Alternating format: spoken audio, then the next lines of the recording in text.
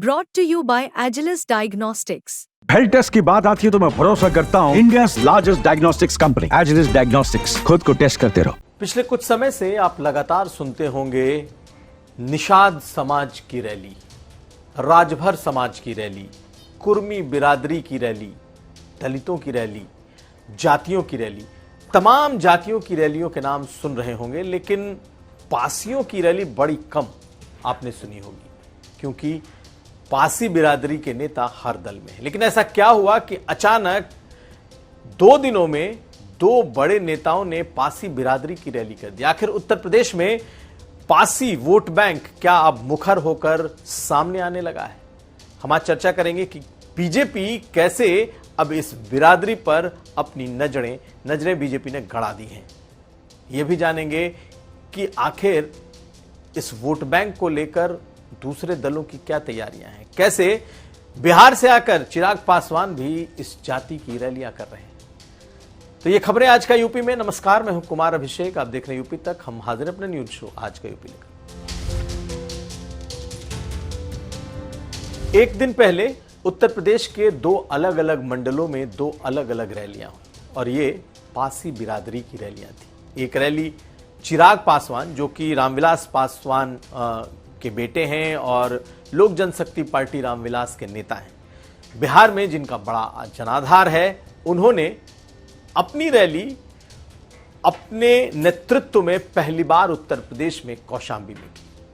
खैर, हम उनकी उस रैली के बारे में आएंगे, लेकिन उसके पहले आपको बताते हैं कि बीजेपी ने क्या इसका काउंटर शुरू किया है।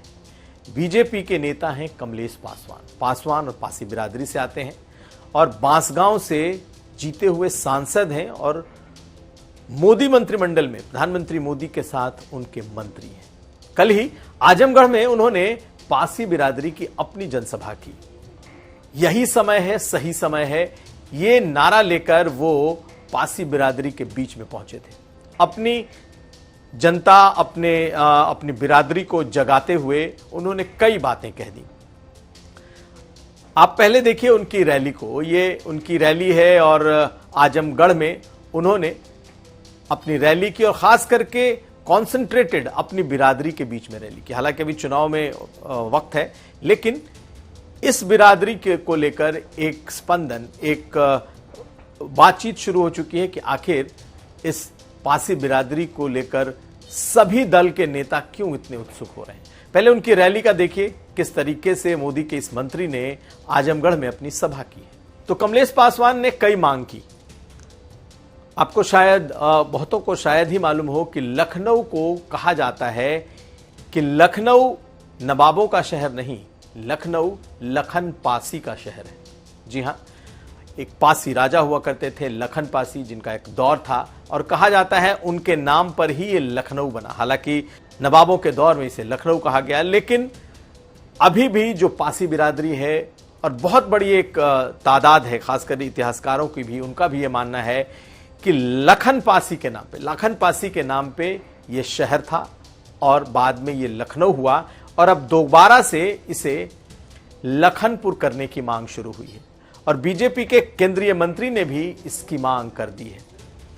और हालांकि ये जो कार्यक्रम था ये आजमगढ़ में था, लेकिन आप देखेंगे तो लखनऊ और इसके आसपास के इलाके में, खास करके अवध से लेकर के अगर प्रयागराज तक चले जाएं, तो दलितों में पासी बिरादरी भारी तादाद में है और इस बार पासी बिरादरी पर नजरें सभी दलों की हैं। यूं तो बसपा से छिटकने के बाद कहा यह जा रहा था कि बीजेपी के साथ बड़ी तादाद में जुड़े हैं और यह फैक्ट भी है।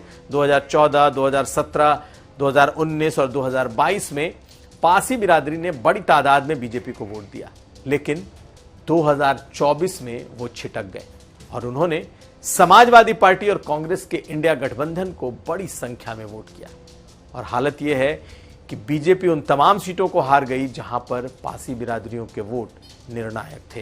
तो लखन पासी के नाम पर लखनऊ की मांग तो हो गई, लेकिन कमलेश पासवान को बीजेपी ने आगे किया है, क्योंकि उसे अपना एक होम ग्रोन नेता भी चाहिए।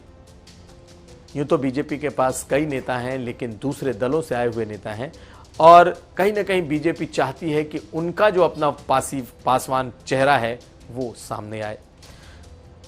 ऐसे में इस मीटिंग की चर्चा काफी हुई है। अब देखना यह है कि क्या बीजेपी अपने इस खोए हुए वोट को वापस ला पाती है या नहीं। हम बात करेंगे आज क्यों आखिर पासी वोट सभी दलों के निशाने पर है। आखिर क्यों रामविलास पासवान के बेटे चिराग पासवान अब उत्तर प्रदेश पहुंच गए हैं और यहां अपनी बिरादरी की मीटिंग्स कर रहे हैं। दरअसल ये लगने लगा है कि पासी वोटरों ने इस बार निर्णायक भूमिका अदा की है। उसी ने इस बार अखिलेश यादव और कांग्रेस पार्टी की जीत में बड़ी भूमिका निभाई है। ऐसे में अब इस वोट बैंक की महत्ता काफी बढ़ गई है और सभी को लग रहा है, और खास करके जो इस बिरादरी के नेता हैं, उन्हें यह लगने लगा है कि एक ऐसा बड़ा वोट बैंक है जिस पर सियासत की जा सकती है। आप सुनिए चिराग पासवान को क्या कहा है। चिराग पासवान ने कौशाम्बी की मीटिंग में वो कह रहे हैं कि हम चुनाव लड़ना चाहते हैं, हम 27 में एनडीए के साथ यहां से लड़ेंगे, लेकिन वो ये भी कह रहे हैं कि उनकी पूरी नजर अपनी इस बिरादरी के वोट पर है। सुनिए क्या कहा है चिराग पासवान ने। 2027 में यूपी में क्या करेंगे? 2027 में यूपी में आपका क्या प्लान है? लोक जनशक्ति पार्टी रामविलास, मेरे नेता, मेरे पिता आदरणीय रामविलास पासवान जी का बड़ा जनाधार उत्तर प्रदेश में रहा है। लोकसभा के चुनाव से हम लोग को के जो परिणाम आए चुनाव के, उससे हम लोग को निराशा है, पर मैं मानता हूं कि 27 के चुनाव में एनडीए एकजुट होकर मजबूती से लड़ेगा और पुनः डबल इंजन की सरकार हम लोग बनाएंगे।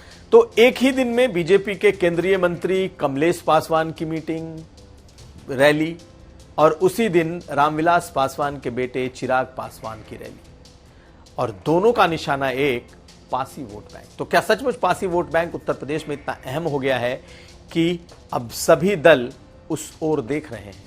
लगता तो ऐसा ही है। अभी सबसे ज्यादा अगर कहीं नजरें टिकी हैं इन 10 उपचुनाव में तो वो है मिल्कीपुर, अयोध्या की वो सीट है, और वहां से भी अवधेश प्रसाद जो कि पासी बिरादरी से आते हैं, उनके बेटे को समाजवादी पार्टी चुनाव लड़ा सकती है। बीजेपी भी वहां पासी उम्मीदवार ढूंढ रही है, या यूं कहें उसके पास भी एक पासी उम्मीदवार है। ऐसी स्थिति में ये मानकर चलिए कि पासी वोट बैंक को लेकर एक नई लड़ाई छिड़ने वाली है। आज हमने सिर्फ एक वोट बैंक की बात इसलिए की क्योंकि अचानक इस वोट बैंक को लेकर सरगर्मी बढ़ गई है।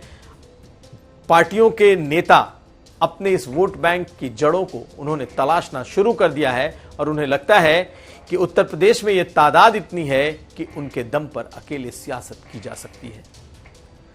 यही बात कमलेश पासवान ने भी कही अपने भाषण में कि उनका वोट लेने नेता आएंगे, सब आएंगे, लेकिन इस बिरादरी को ताकत के साथ खड़े होना है। खैर, हमारी नजर इस बात पर रहेगी कि क्या सचमुच अब वोट बैंक की पॉलिटिक्स जाति दर जाति शुरू हो चुकी है। कम से कम एक दिन पहले उत्तर प्रदेश में हुए इस राजनीतिक रैलियों के रेला से तो यही लगता है। तो यह था आज का यूपी। हम कल फिर हाजिर होंगे। हमें दीजिए इजाजत।